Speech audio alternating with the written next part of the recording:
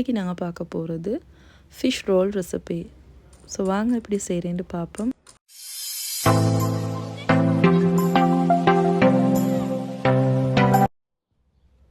First ஒரு பவுலில் 1.5 cup மாதிரி கோதுமை எடுத்துக்கோங்க.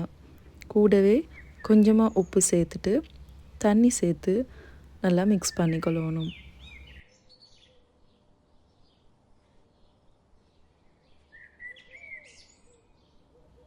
அண்ட் இப்போ இது கூட pinch of baking soda add பண்ணுங்கள். இதையும் நல்லா மிக்ஸ் பண்ணிக்கொள்ளணும். பேக்கிங் சோடா சேர்க்குறதால நல்லா சாஃப்டாக இருக்கும். அண்ட் இப்போ இதை 10 to 15 மினிட்ஸ்க்கு மூடி போட்டு வைப்போம். ரோல்ஸ்க்கு தேவையான ஃபில்லிங்ஸ் ரெடி பண்ணுவோம். ஸோ அதுக்கு ஃபஸ்ட் ஒரு பேனை ஹீட் பண்ணிவிட்டு அதில் ஆயில் கொஞ்சம் சேர்த்துக்கோங்க. ஆயில் ஹீட் ஆகின பிறகு சின்ன பீஸ் பட்டை சேர்த்துக்கோங்க. கூடவே வெள்ளைப்பூடு, வெங்காயம், பச்சை கொச்சிக்காய் சேர்த்துட்டு சாட்டே பண்ணணும். வெங்காயம் நல்லா வதங்கி வரப்போக்குள்ள இது கூட வேக வச்சிக்கிற கிழங்கு, டின் ஃபிஷ் சேர்த்துக்கொள்ளணும். மீனில் இருக்கக்கூடிய முள்ளெல்லாம் எடுத்துகிட்டு சேருங்க.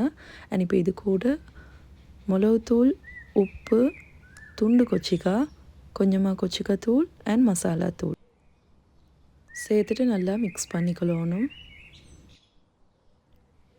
கிழங்கு நல்லா மேஷ் ஆகணும் வேண்டியில் சின்ன சின்ன பீசஸாக இருந்தாலும் நல்லா தான் இருக்கும். தேவையாய்ந்த இது கூட லீக்ஸ், கேரட் அது சேர்த்தாலும் நல்லா இருக்கும். ஸோ இப்போ இது எல்லாத்தையும் ஃபியூ மினிட்ஸ்க்கு குக் பண்ணிவிட்டு ஸ்டவ் ஆஃப் பண்ணுங்கள். ஃபில்லிங்ஸ் ரெடி ஆகிட்டு இப்போ பார்த்தீங்கன்னா பேட்டரும் நல்லா ஊறிக்குது.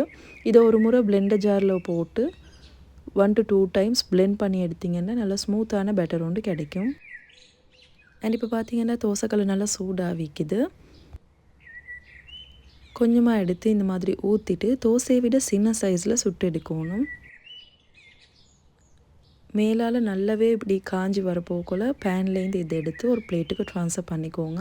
ஒரு சைடு தான் இதை குக் பண்ணணும். ஸோ எடுக்கிற மாதிரி அப்படியே பிளேட்டில் வச்சு மேலே ஃபில்லிங்ஸை வச்சுக்கொள்ளணும்.